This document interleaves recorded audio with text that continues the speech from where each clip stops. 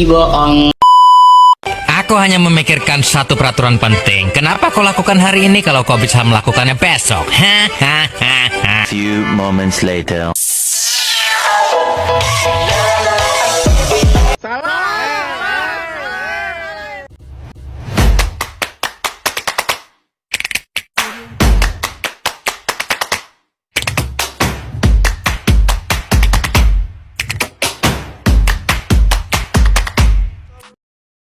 Assalamualaikum warahmatullahi wabarakatuh. Perkenalkan, nama saya Sri Wahyuni dari kelas PKOA dengan NIM 23030250204. Saya adalah seorang mahasiswa jurusan Pendidikan Kepelatihan Olahraga Fakultas Ilmu Keolahragaan dan Kesehatan Universitas Negeri Makassar. Video ini saya buat untuk melengkapi tugas dari mata kuliah Psikologi Pendidikan. Sebelum masuk ke materi, jangan lupa like, komen, dan subscribe ya guys. Selamat menyaksikan. Pengertian teori kognitif. Nah, apa sih teori kognitif itu? Teori kognitif adalah pendekatan yang memfokuskan perhatian pada proses mental yang terlibat dalam belajar dan memahami informasi. Berikut adalah penjelasan lebih spesifik tentang teori ini, para ahli yang berkontribusi, dan implementasinya dalam pendidikan. Teori ini berasumsi bahwa pikiran dan proses mental aktif terlibat dalam belajar, berbeda dengan pendekatan behaviorisme yang lebih menekankan pada respons terhadap stimulus. Teori kognitif menyoroti bagaimana individu memproses, menyimpan, dan mengambil informasi.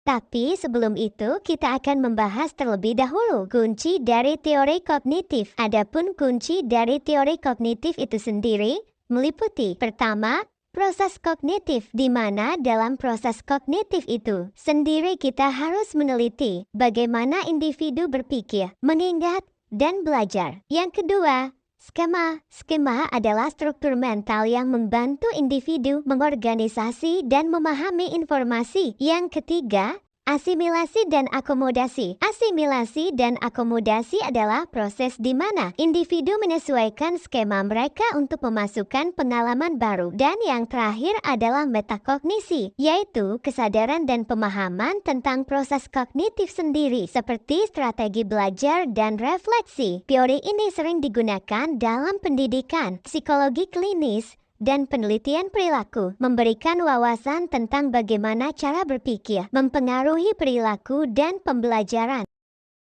Berikut adalah penjelasan lebih mendalam tentang pandangan masing-masing ahli yang mempopulerkan teori kognitif, yaitu Jean Piaget, Lev Vygotsky, Jerome Bruner, Albert Bandura.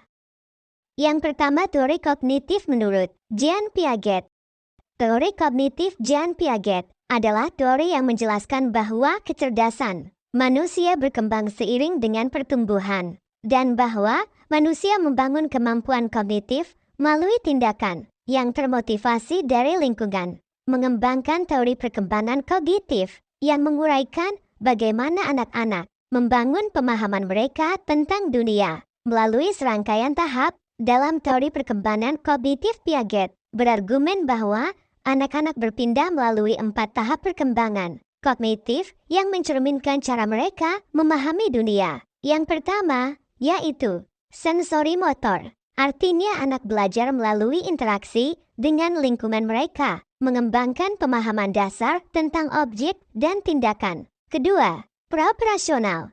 Artinya anak mulai menggunakan bahasa dan simbol, tetapi pemikiran mereka masih egosentris dan kurang logis. Ketiga, konkret operasional, yaitu anak mulai berpikir logis tentang situasi konkret, sehingga mampu memahami konsep seperti konservasi dan klasifikasi. Dan yang terakhir, formal operasional, yaitu ketika pemikiran abstrak dan hipotetik muncul. Hal ini memungkinkan anak untuk berpikir tentang masalah kompleks.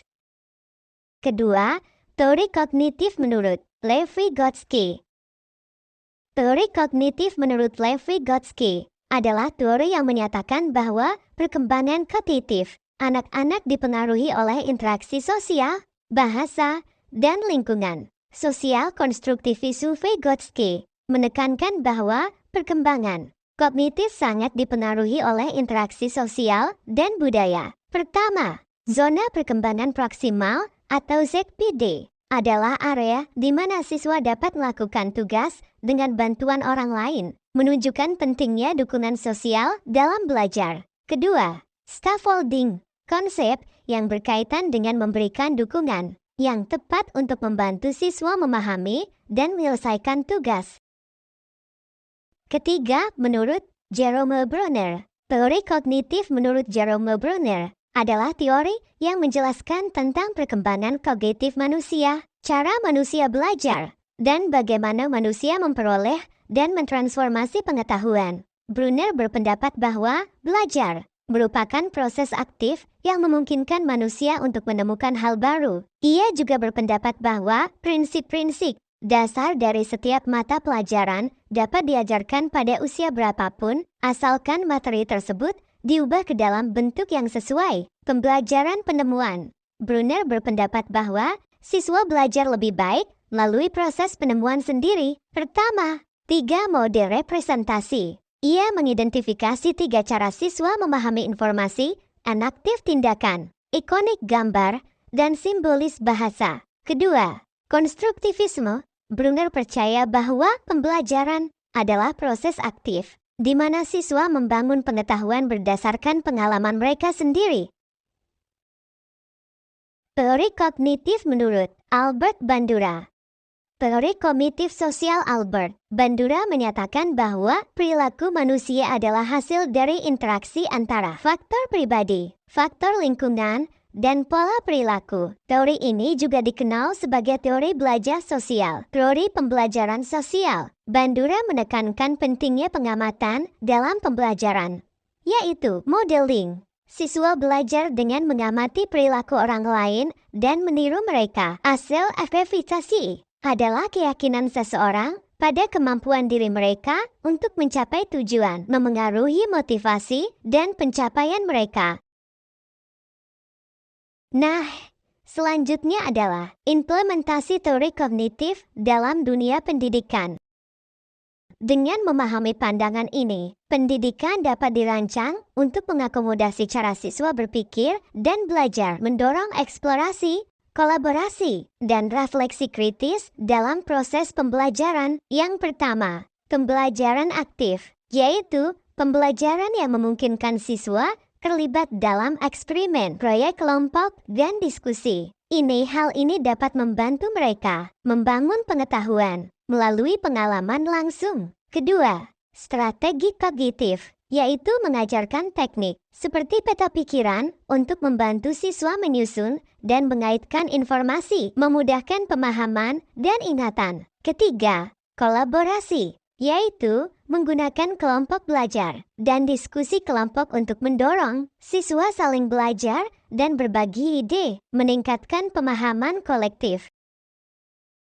Keempat, penilaian formatif. Dengan melakukan penilaian berkala yang memberikan umpan balik kepada siswa, bisa membantu mereka memahami kemajuan dan area yang perlu diperbaiki. Kelima, kontekstualisasi, yaitu mengaitkan materi pelajaran dengan situasi dunia nyata agar siswa dapat melihat relevansi dan aplikasi praktis dari pembelajaran mereka. Dan yang terakhir, pengembangan metakognisi, yaitu mengajarkan siswa untuk berpikir tentang cara mereka belajar, mendorong mereka untuk merencanakan, memantau, dan mengevaluasi proses belajar mereka. Dengan pendekatan ini, teori kognitif dapat menciptakan lingkungan belajar yang lebih dinamis dan efektif, membantu siswa tidak hanya dalam mengingat informasi, tetapi juga dalam memahami dan menerapkannya.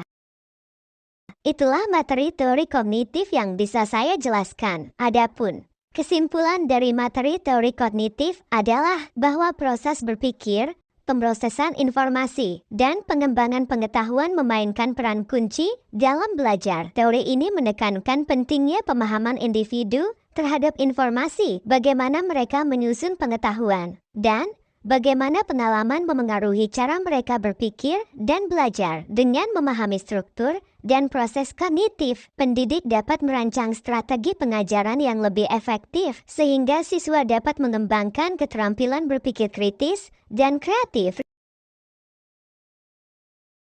Terima kasih sudah meluangkan waktu untuk menonton video saya. Saya tahu masih banyak kekurangan dalam video ini, dan saya masih perlu banyak belajar. Terima kasih. Wassalamualaikum warahmatullahi wabarakatuh.